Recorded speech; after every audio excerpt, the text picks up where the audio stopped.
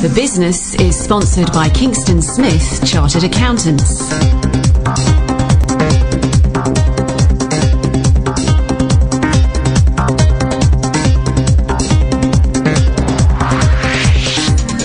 Hello, I'm Clare McAnulty and welcome to The Business, the show that's essential listening for the West Herts business community.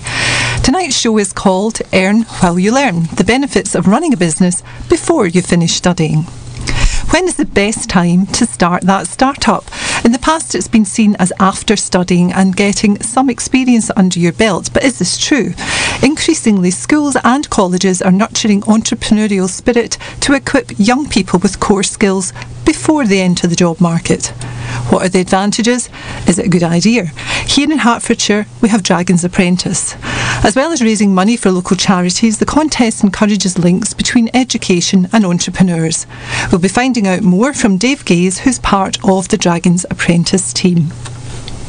We'll meet a number of young entrepreneurs, Daniel Moss from Broomfield Youth and Greg McClarnon from photography company Splat Media. We'll also look at the Flare competition run by Hertfordshire University, and we'll talk to one of last year's winners, Tatjana Apukhtina. Our main guest tonight, though, is Mohammed Ali. He is the Enterprise Advisor at the University of Hertfordshire. Also here to help is my fellow presenter, Vicky Scott. How's your week been, Vicky?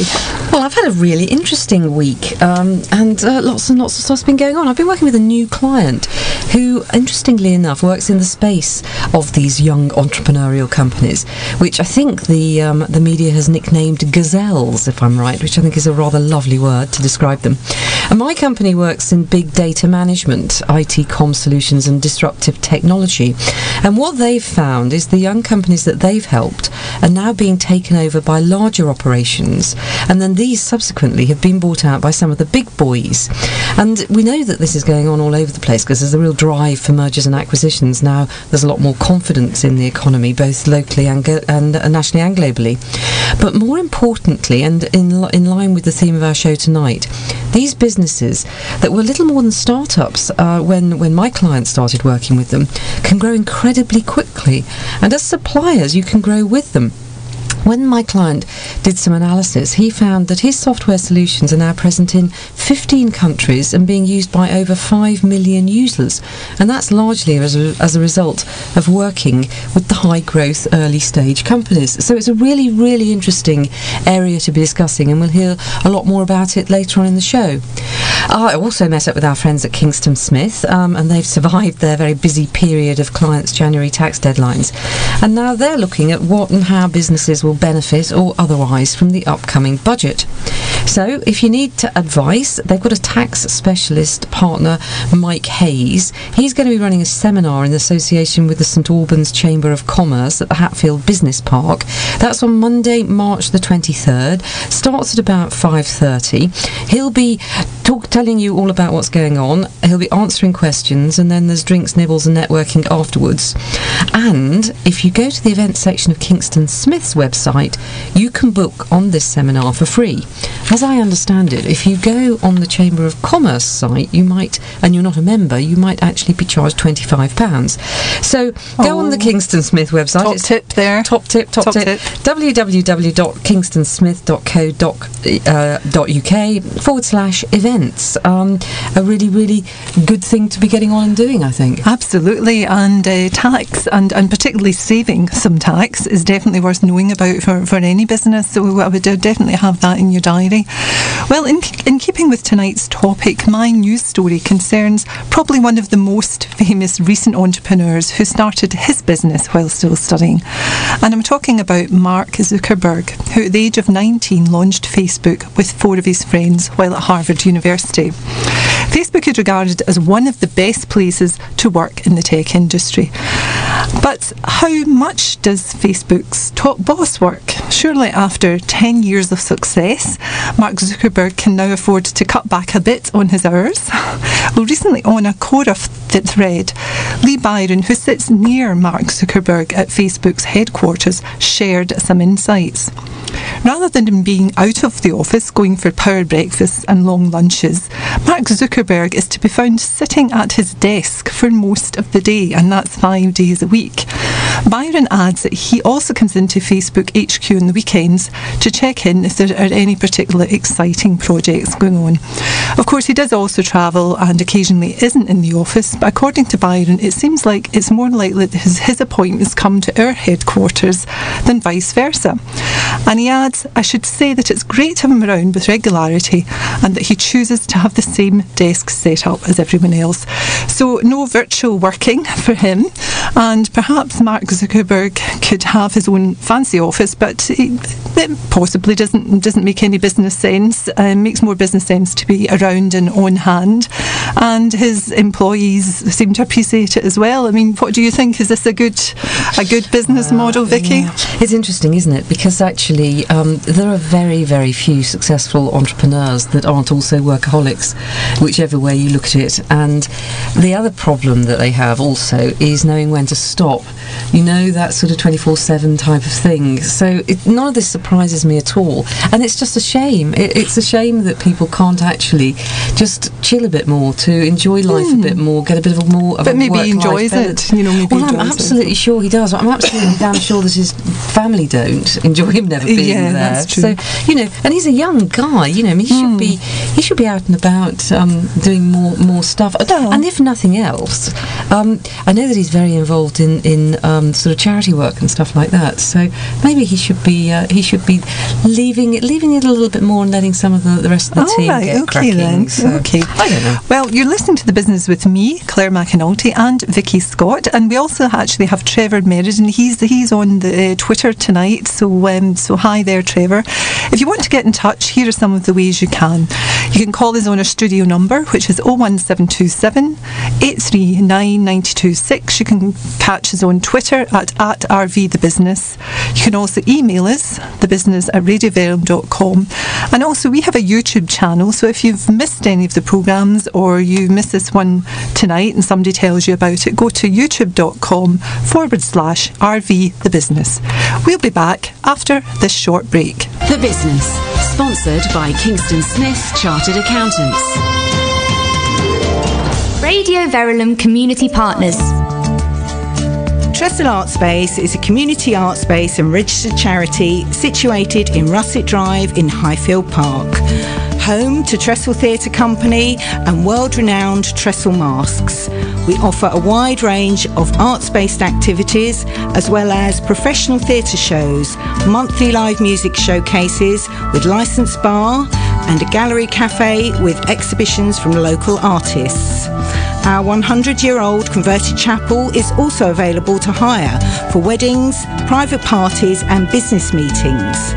To find out more, please visit our website at trestle.org.uk and please support us in bringing affordable arts to our community. For more on Radio Verulam Community Partners, go to radioverulam.com/community partners.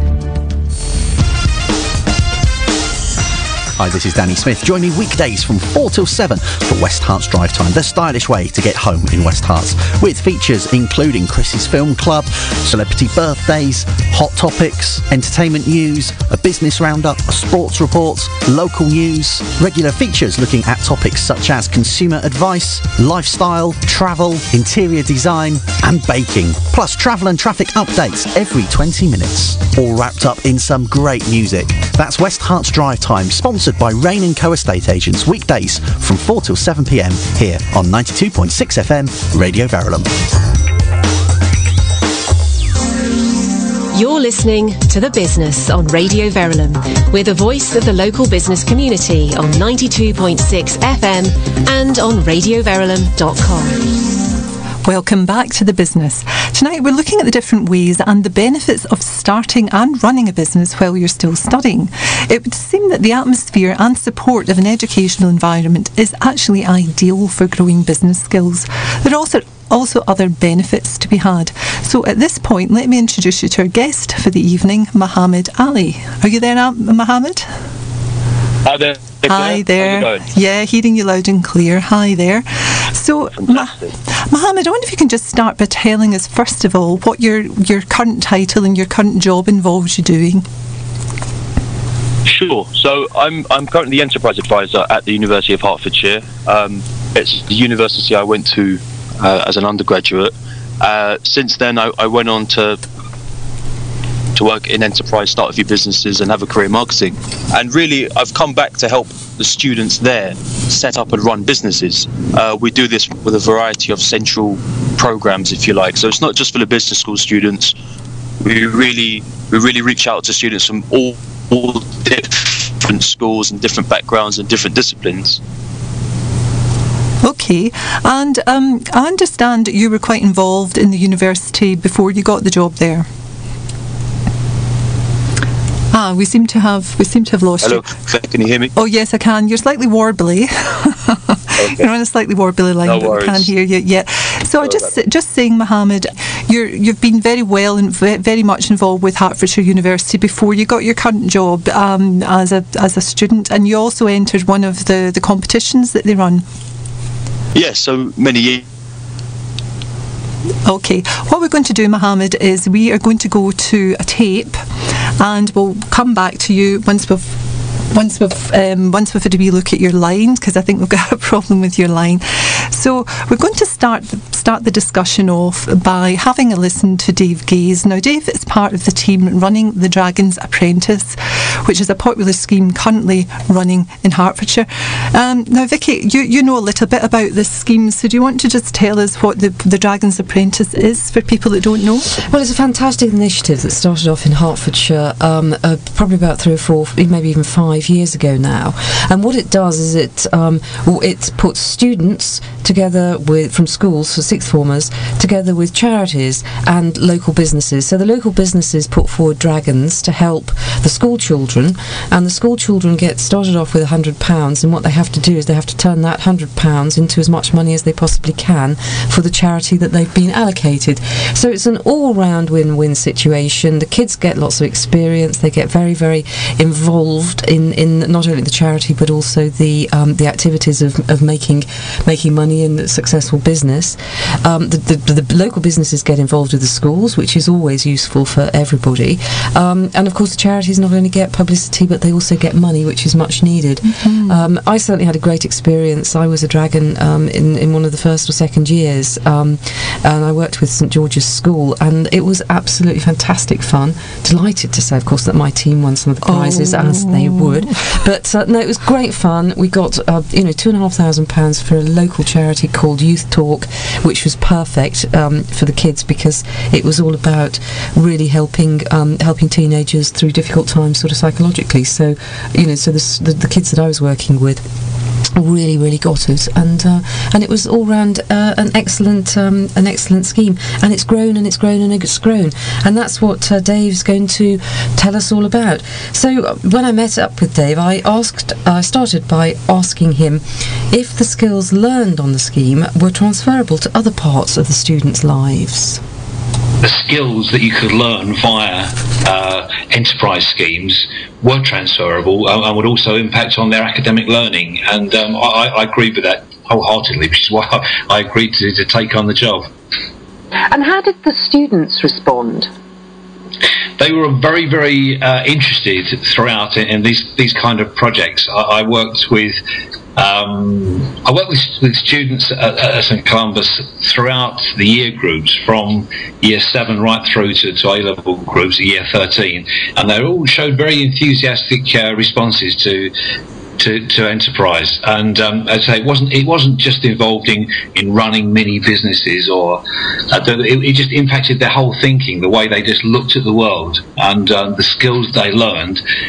We had enterprise days there, and but I think the boys particularly thoroughly enjoyed it, as well as found it a stimulating experience. On top of thoroughly enjoying it and finding it stimulating, do you think it helped them find careers, get to university, manage interviews? I think so. Definitely. Through the various projects that we got involved with there, I think their communication skills improved, and also their ability to work as a team. On the enterprise days we had, we found that there were plenty of boys who were hitherto quite quiet and reserved, who suddenly became sort of active team members, working with and collaborating with fellow pupils, and it brought them out of their shell. It also helped them to manage their time. and to be organised and do things to deadlines and all these kind of skills which I think are transferable. So I think that had an impact on their academic work, but also just socially, just get their self-confidence and self-esteem. So all-round benefit. And Columbus was very active with Dragon's Apprentice from the very early stages. Was that something that you really felt that the children benefited from? Definitely. The project was the idea of the CBS, particularly Penny Mortimer and the CBS at St Albans, and they came to me, and I embraced the idea straight away because I could see the benefits. I could see the benefits in working with local charities. That was the feel-good factor of working with local charities in your community. Schools do a lot of good work anyway with big national charities, but I could see the benefit of working locally. I could see the benefit of working with local businesses from the business's perspective, but also from the school's perspective, and from the school just to be involved in the local community. We wanted to be part of the community. I could see that the students would learn a lot and get a lot out of it, but also be aware of the very many charities who do just great work that are sometimes don't get too much publicity, and that's one of the big benefits of Dragon's Apprentice, that small local charities have got publicity. It's not just the money, it's the airtime and the publicity that matters. Yeah, so it's an all-round, extraordinarily successful project. And as I understand it, you now have left St Columbus and are actually working with Penny Mortimer. Is that right? Yes, that's right. We took the view that we could expand this project beyond St Albans into the rest of Hertfordshire. We now have 6 hubs throughout Hertfordshire. And these hubs are in various stages of development. 1 or 2 have been in existence for 2 or 3 years. 1 or 2 are in the second year. But we've had a pretty consistent response across the county, in that schools and businesses and charities have been very, very positive in responding to the scheme. And that's for me, when I left teaching after 36 years as a teacher, it was a question of what are you going to do, and this was something that I felt I could contribute positively, using my past experience, and then take the message out to other schools in Hertfordshire. It's something I found personally very rewarding, and has enabled me to sort of to manage the transition from the full-time teacher to somebody who's not full-time employed anymore, which can be difficult. So I found it personally very, very helpful, and to be able to use my experience. Now, the Dragon's Apprentice is aimed largely at sixth forms age groups. Is that right? Yes, that's right. But we have actually piloted this year in Broxbourne and East Herts a junior dragon scheme with primary schools, so ages about 10 to 11, these kind of pupils in Broxbourne and East Herts this year, and that's gone very well. We had 6 teams across 4 schools. They've done extremely well. So there is a possibility that the Dragon's Apprentice scheme can be extended. I think we've got to be careful how we do that. We have limited resources, and we've got to be careful not to overextend ourselves. But it's interesting to see that there are other possibilities, and certainly the primary schools in Broxbourne and East Herts really embraced the project and did extremely well. So, does that ring a few bells, Mohammed? Working as a team, managing their time, good for their confidence. Is that all things that you would agree with?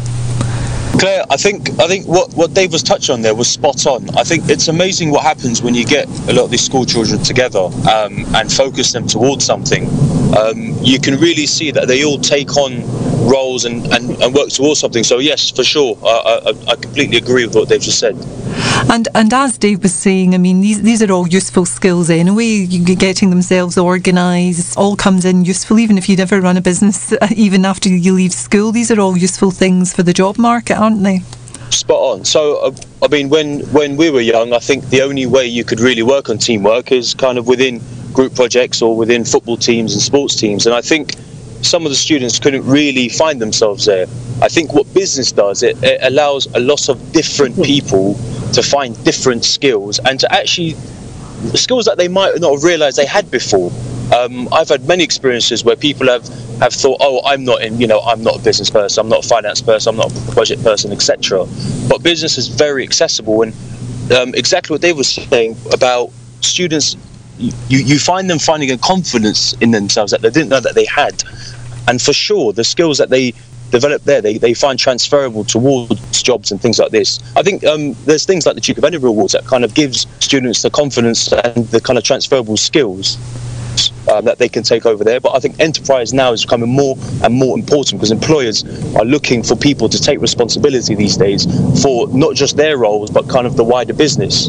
I think it's really interesting what you're saying, Mohammed, and actually, although we couldn't show it in the clip, one of the things that that Dave actually said later when I asked him what was the thing that he'd seen that had most really sort of turned him on to the Dragon's Apprentice scheme, and he said it was the kids that had really come out of their shells as the result of the activity. You know, the ones that are always putting their hands up in class and that are always sort of dancing on the tables, they're always going to do well. And you know, and the quiet ones don't always get a look in. And these sorts of projects really made everybody realise just how valuable those people that, you know, sometimes don't put their hands up are. You know, and they could really show the rest of the team what they were like. And so their confidence grew enormously. They didn't turn into, you know, those types that dance on the tables because they're just never going to do that. And we all know from those sort of Myers-Briggs analyses of teams and all of that sort of jazz that you need all sorts of different people to make a project work. And the respect that, you know, that the quieter ones, the more academic ones, the more nerdy ones, the less vociferous ones got really helped them. So you know, what you're saying is absolutely right, and it's a shame we couldn't show that part of the clip, but it's exactly what David said too. Well, I mean, one of the things that amazed me, though, was this business about involving primary schools. You know, I mean, there's nothing like starting early, but is that too early?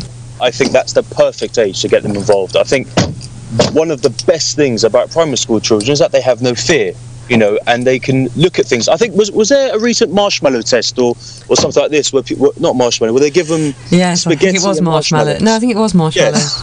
Oh, no, that's a slightly different one, but there was one where they got, you know, there's something like a pack of spaghetti and marshmallows, and they wanted to see who could build the biggest kind of tower. And they had primary school children, secondary school children, chief executives, etc.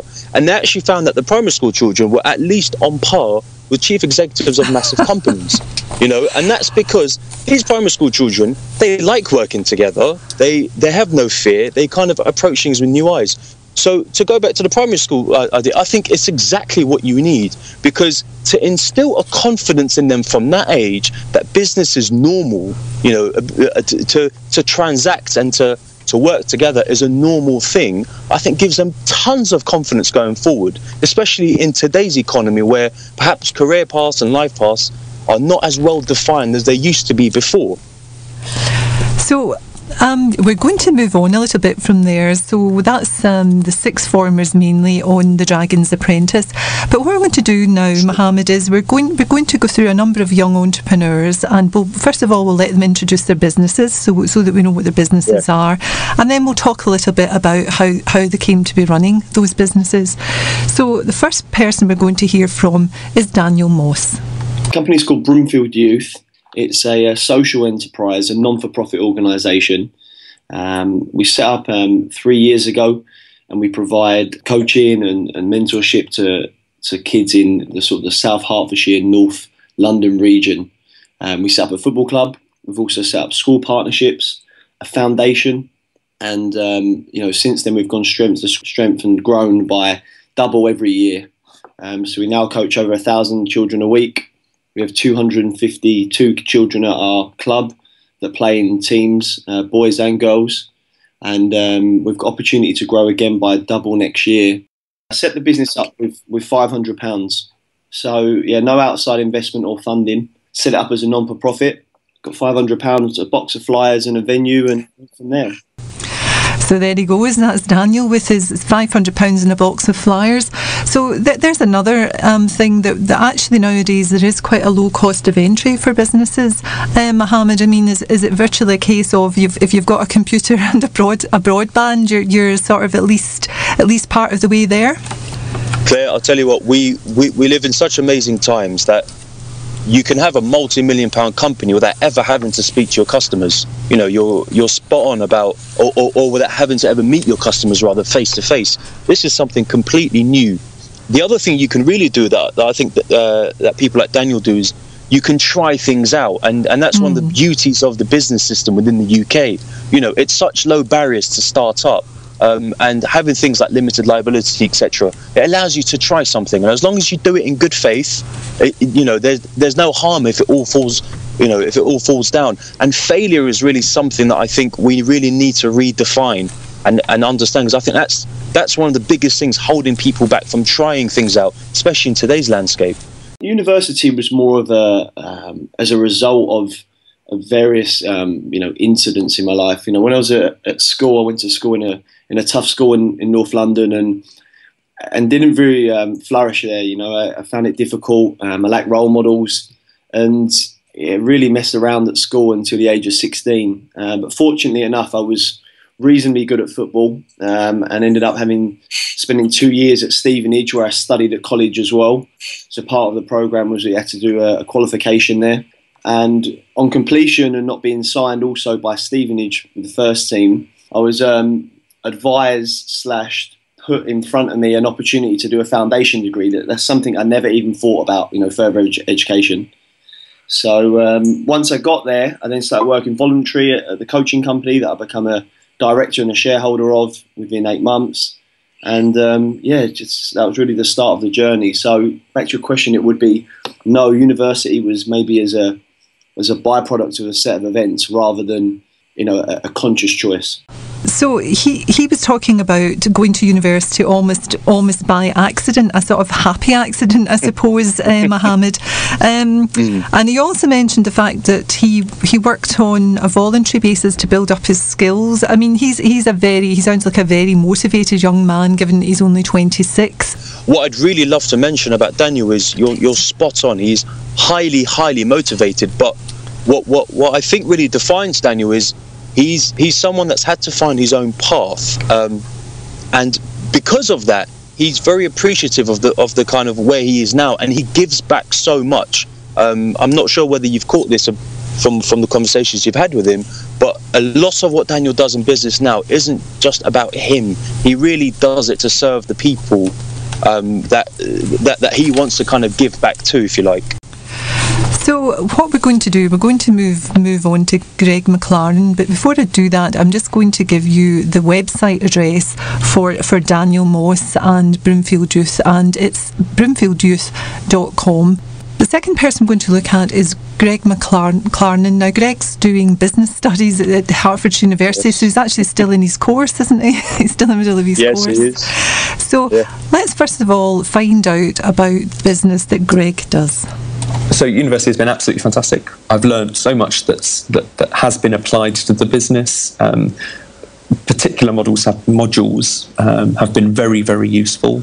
So yeah, a great investment. It was a great kind of life-changing opportunity or thing that I did, if you like. So moving away from home, taking the next step, that was very useful. That was very good. So yeah, I'm very pleased I came to university. And again, the facilities that the university will give students and graduates who want to start their own business is fantastic. So you get office space, you can get mentoring, you can get all sorts of extra help. There's business competitions, so that the office allows me to take on employees, meeting rooms, all that sort of thing. So that was a fantastic thing, a perk of coming to uni, definitely. So it's almost like the perfect companion to you running the business. It's kind of helped you along the way. Then your course. Exactly. So in the early days when I wouldn't have been able to afford an office, the university would give it to me free of charge and then a reduced rate. Now you've obviously this business has been going for 5 years. You'll have learned a few things along the way. So if you were advising another young person who wanted to start their business, is there a particular bit of advice that you would give them? Yeah, I would say if you've got an idea, if you've got a business idea, just go out there and give it a try and do it, really. So along the way, I've had lots of other smaller ideas. Some have worked, some haven't worked. It was just about going out there and trying it and testing it. I had a particular business idea that involved students. I thought on paper it looked fantastic, and then I tried it out and it was a failure. But the fact that I just went out there and tried it, I think that was a good thing. Other things, this live event photography was the same thing. I had an idea, I decided to just do it, and it works out. So if you've got a business idea, just go for it, and don't be afraid about starting a business while you're still studying or doing something else. I think that's a really good thing, because it will allow you to kind of leap onto it when you kind of finish or graduate. And is there anyone in particular that's helped you, or anything in particular that's helped you with your business? Definitely the university facilities, so the office space, the mentoring, the competitions, the master classes, all that sort of thing was very, very useful.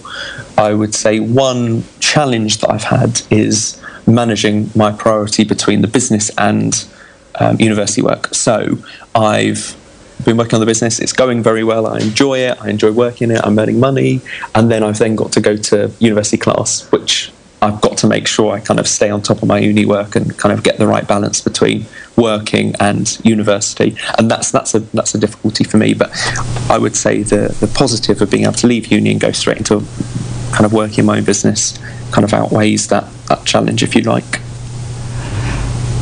So that's Greg, and actually we didn't hear about his business, so what we're going to do is we're going to play a clip where Greg actually tells us a little bit about that business. The business is called Splat Media. We do 2 different services.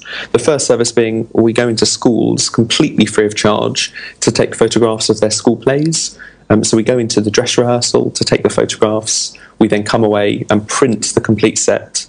We then go back with this set to the actual performances and try to sell these photos to the parents. So that's the first service. The second service is we go in again free of charge to live sporting events to take photographs at the event. The photographs are then displayed at the event, and then the participants and their families and parents and things can purchase the photos from us. Basically, the reason it works is obviously the parents have just watched the show, or they've just been at the event, and that's the best time, I suppose, to get people they're most interested to get the photograph and buy it then, rather than have to chase it afterwards. So it's kind of working on that. When you go into schools for free, when you say you print the photographs, you actually physically print them off onto photographic paper, and they're available in photographic paper to buy. Exactly. Now, one of the reasons why the school want us is because we kind of create a display, if you like. So outside of the performance venue, we kind of create this great looking printed display of photographs, maybe 150 to 200 photographs, and these are physical prints. The parents can look at these photos, say if there's interval drinks or whatever, they can be having the drinks, looking at the photographs and filling out order forms. So the photographs that are printed and on display aren't the photos that they walk away with. We post our fresh prints to them afterwards, but just the kind of proof display is what they get to look at the show. So it's a fantastic idea, and I can understand why the schools, if it doesn't cost the schools any money, it's a great service. Exactly. Another benefit is that they don't have to pay for a photographer themselves. So quite often in the past they would have paid, I don't know, a photographer £250, £300 to attend a dress rehearsal to take the photographs. We do it free of charge, and then if they want any photographs for their purposes, we'll generally give them a small set free of charge, and then if they want a full set, our prices are kind of very good in comparison to paying a photographer £200 or however much to come in, especially. And how did you come up with this idea? What made you think of it? When I was at secondary school, I was very much involved in the performing arts department, and we put on a production, and one of the teachers suggested I took photos and then printed them and created the display to see if the parents would like to purchase any. It was a suggestion from one of the teachers, and I did it, and it went fantastically well. I then left that secondary school, and other local secondary schools heard about me. So when I was at college, sort of 3 or 4 schools in the area who had seen our original production asked me in to do it for them. So it was very informal at that stage, and then when I came to uni I started to take it a bit more seriously. So you went to college, so what was your idea then? The photography was in the background and you went to college. Was your plan then to do a course at college and work for an employer afterwards, or did you go to college with the idea that you would develop this business?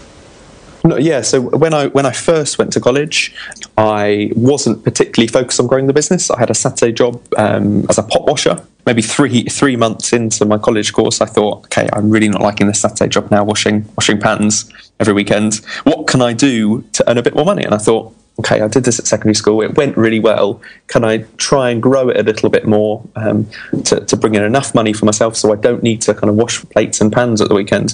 So I did just that. I looked at the local schools in the area, sent emails out and tried to get myself involved there. At that point, it was very unplanned, it was very informal, I didn't put any sort of particularly massive amount of effort into it. It just kind of happened and kind of snowballed from one school to the next school, and it went really well. We've been running now for 5 years. I've got a team of 14, and we take photos of about 650 schools or events each year. So we've been growing it in the number of photographers and expanding our coverage. So we actively market to all the schools south of Birmingham, and primarily we've just been focusing on schools. This event photography is a kind of new area which we're trying to push towards the end of last year and this year again. So in terms of development, it's been more schools, more photographers, and kind of improving our internal processes. So in the past, we've had to look at physical order forms and see which photo this parent wants and put that in the envelope. We're trying to kind of automate that process. So we've got online web systems to manage all of our kind of dispatch stuff. We've got an online web system to manage all our kind of scheduling of photographers. We've got software which will automatically pick out the photographs which have been ordered and send them to the printer, ignoring the others. We've just kind of been strengthening our processes, if you like. That's what we've been focusing on. So that was Greg, and we'll hear and we'll chat a little bit more about Greg after the break. The Business, sponsored by Kingston Smith Chartered Accountants. At Kingston Smith, our ethos is simple. We want our clients to succeed. Welcoming owner-managed businesses and individuals, we pride ourselves on offering the local business community a range of services that best supports their needs for maximum growth. Kingston Smith, helping our clients succeed. Find us on St Peter Street in the heart of St Albans, or for more information, head to kingstonsmith.co.uk. Join me, Denise Parsons, for the Parsons Knows Local Music, a show dedicated to original music right here in the West Herts area, with music news, reviews and gig information. Thursday evenings, 7 p.m. on 92.6 FM, Radio Verulam. If you want to get in touch with The Business on Radio Verulam, phone us on 01727 839 926 or email thebusiness@radioverulam.com. Welcome back to The Business. I'm Clare McAnulty, and I'm here with Vicky Scott, and we've also got our special guest Mohammed Ali, who's an enterprise advisor at Hertfordshire University. So Mohammed, we heard there from Greg. So first of all, I mean, an absolutely fantastic idea. I can see why that's done well, but isn't it interesting that Greg's how much support Greg gets from the university? Again, I'm sure you know Greg. Can you tell me the sort of support he'll actually be getting there? The great thing about Greg is a star student, if you like, or a star pupil. So, but what we must remember about Greg is the help is out there. What Greg did was he took the first step. Now, when somebody takes the first step, you'll be amazed of how much people want to help you. To talk about the help we've got at the University of Hertfordshire, number one, we've got great competitions out there that help you not just with money. We help you with mentoring, we help you with advice, we help you to put the business together and bang it into shape to really move on. We've got this space called the Incubation Centre, fantastic office space where it's you, and there's about 30 or 40 desks there where a lot of student startup companies start. So you come in, you don't have to worry about the price of offices, you don't have to worry about leases, you don't have to worry about people cleaning the offices and business rates and computers and internet connection. It's all there. It just needs you to come in with your business and just get started. And that's something that Greg has used and has really used to his full advantage. The other things that we've got around that is we do lots and lots of different workshops around lots of different areas of business. So for example, someone might be very good at marketing, but they might not have the first clue about finance.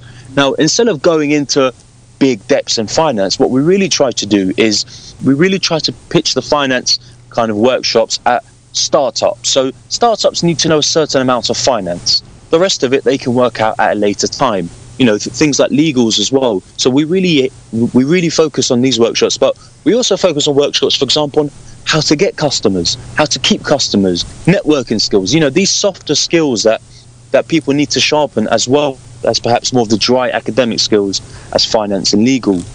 What's quite interesting about it is as they're learning these things, if you like, as they're doing their classroom learning, they're then immediately putting it into practice, which is the best possible way of learning, isn't it? Exactly. So it's not just kind of sit down for 2 hours, listen to someone talk and only remember 5% of it. It's more kind of, you sit there, we kind of try and make it smaller workshops. So you kind of, and when I say workshops, I really mean workshops in the literal sense where, they don't just come and sit down and listen. We actively engage them to discuss their businesses, their experiences, because as cool as I think I am, I'm a few years kind of behind these kids. So, these kids are discovering new ways of doing things that I probably don't know.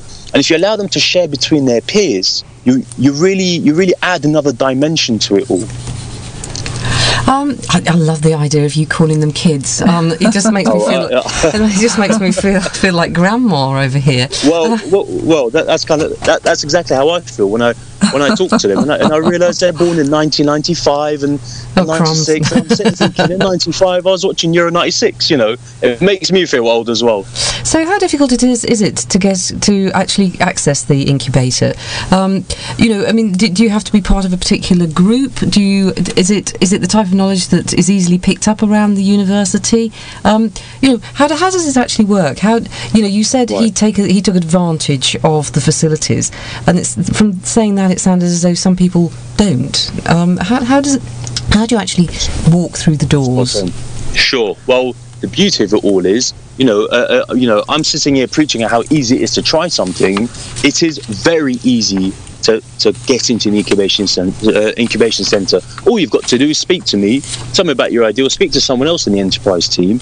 And to be honest with you, if we think, you've got, it's not even about the idea. If we think you'll make use of the incubation centre, you'll get in. Now, here's the beauty of the incubation centre. My job is to kick you out the incubation centre. But, and what I mean by this is, whilst you're in there, you've got to be equipping your business with, you've really got to be pushing your business so that you can be self-sufficient within a year or two. So it's not somewhere where you can come in, get cozy, enjoy the free coffees and kind of sit on the computer all day. It's you're really there to take advantage of this kind of leeway to really build the business without the pressure of kind of big office costs, etc. Yeah, it sounds absolutely ideal because, as you say, that is one of the things when you start working that you've all those expenses to somehow find the cash for.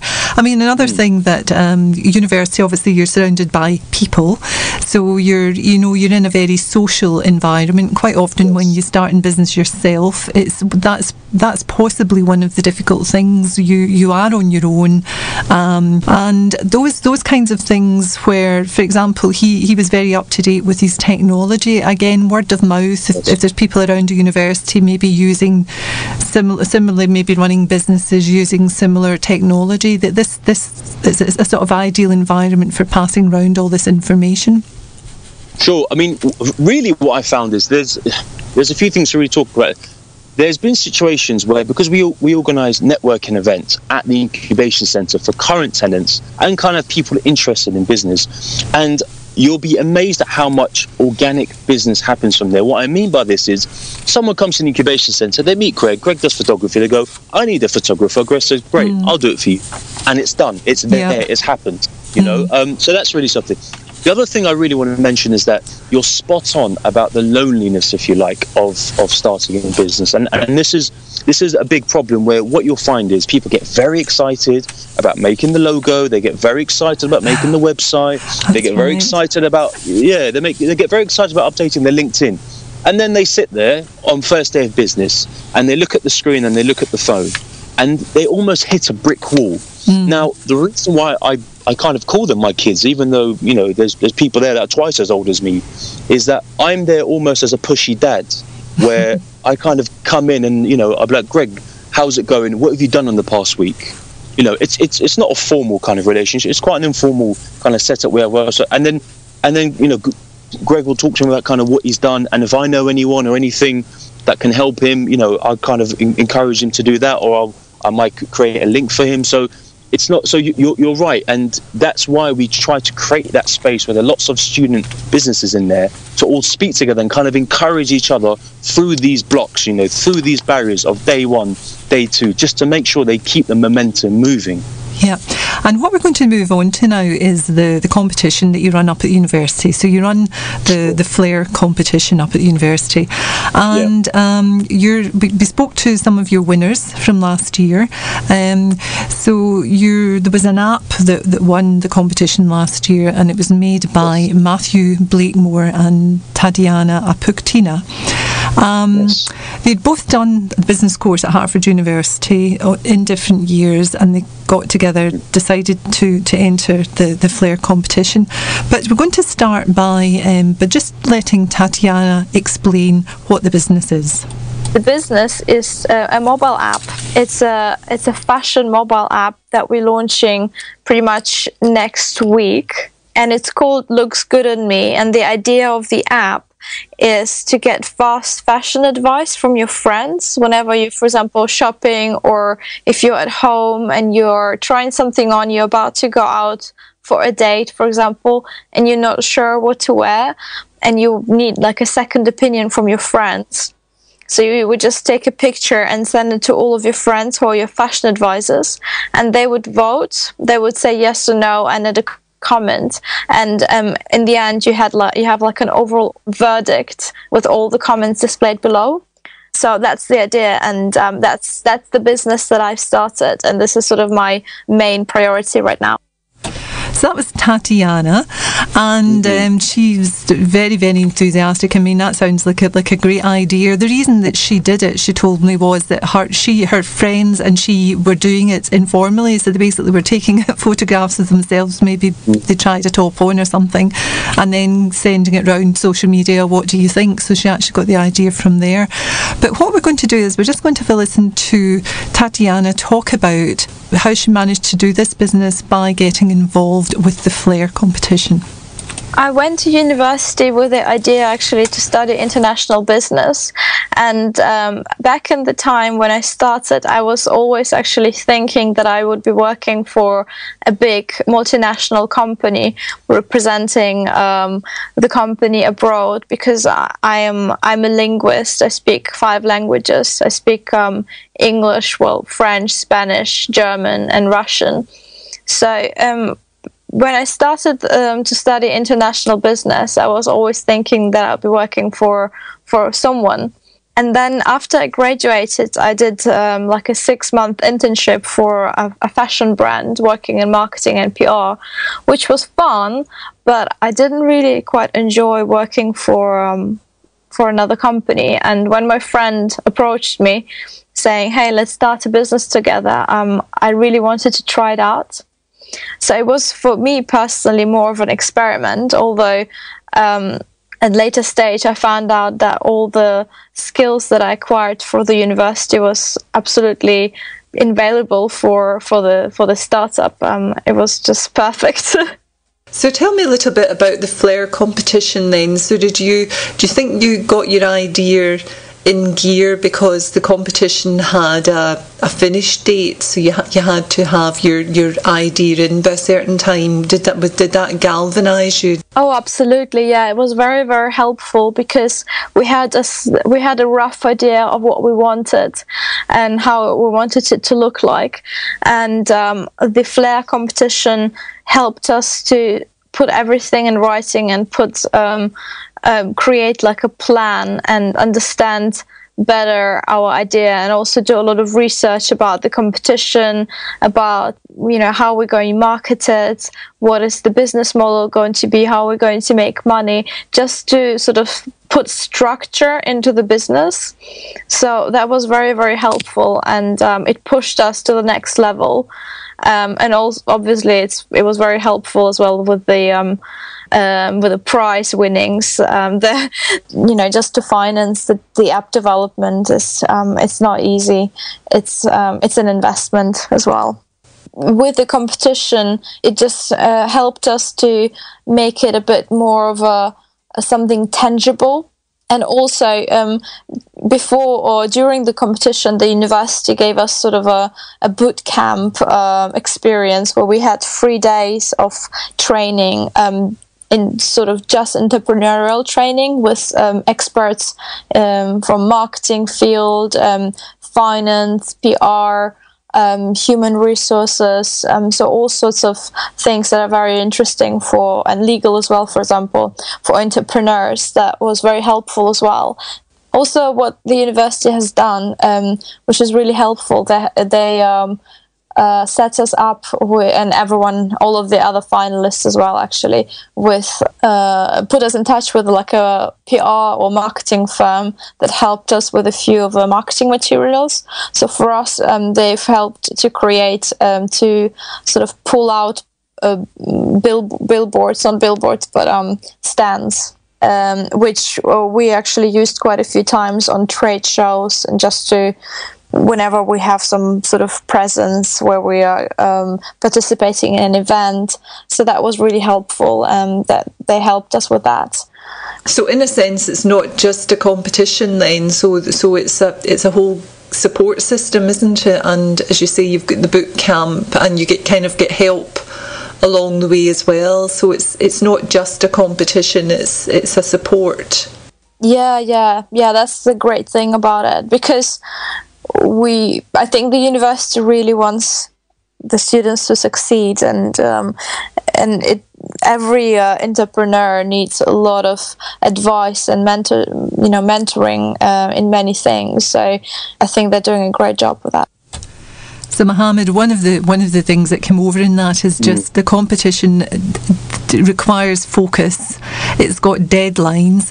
So people that have ideas, and after all, we all have ideas about, we might do this, we might do that, but nothing can focus you more than having a date by which the thing's got to be done. I mean, do you think that's one of the best things about the competition? Sure. I think that the competition is there for 3 reasons, really. It's there to reward, the best, fantastic. But really, the competition has two other aspects to it. Number one, it attracts. What I mean by it attracts is, yes, you're people that have this idea that kind of never do anything about it. The competition is there to attract them to get involved. Now, the third aspect is, once they are attracted, there are support systems, there's deadlines, there's a lot of different things to kind of take them forward from an idea to something that's ready to launch or has been launched. And it's quite interesting that both Tatjana and Matthew had actually left university, so they'd both finished the course, but as past students they were still allowed to enter the competition. So I feel like they were maybe a little bit more mature, a bit more experienced, and they'd both had a little bit of flavour of what it's like to work outside. Do you think that worked in their favour? Yes and no, to be honest with you. I think what you notice about people like Greg realised that he was there. He's surrounded by up 26,000 students, if you like. So he's trying to make the most of it right now. Tatjana and Matthew, yes, they've gone away and experienced more. But have you noticed that when you listen to Tatjana, when you listen to Greg, and to an extent when you listen to David, they all say the same thing. They say, I tried something else, but I didn't like it. So I kind of wanted to try something for myself. Yeah. And to be honest with you, the amount of money people are investing in the universities these days, why should it end? The second their course ends, why should a university close its doors to these students? No, because a lot of the times they come back, and people like Tatjana, people like Greg, Dave, they don't just come back to use our resources. They come back to mentor our students. They come back to support our students, and it's the same with many other, with a lot more of our graduates. A lot of our graduates come back to help students with so many things. Yeah, and actually what I forgot to mention for Greg was his website. So if anybody wants to find out more about Greg and the photography business, it's called splatmedia.co.uk, and Splat is spelled with 2 A's, so it's SPLAT media.co.uk. And Tatjana, her website is looksgoodonme.com, and the app comes out next week. I think there's no doubt that the environment of schools, colleges and universities is very conducive to starting and growing a business. You're turning out students who have not simply learned a subject, they've actually had the experience of running a business. As was said earlier, they've had a bit of focus on things like team building, being organised and all the other benefits from that. So I'd like to thank my studio guest, Mohammed Ali, who's Enterprise Advisor at Hertfordshire University, Dave Gaze of the Dragon's Apprentice team, Daniel Moss from Broomfield Youth, and Greg McClarnon from photography company Splat Media. Thanks and very, very good luck to the forthcoming app release of Looks Good on Me to Matthew Blakemore and the guest that you heard tonight, Tatjana Apukhtina. And finally, thanks to Trevor Merriden on the Twitter sphere and Vicky Scott with me here in the studio. Until the next time, have a good week. The Business, sponsored by Kingston Smith Chartered Accountants.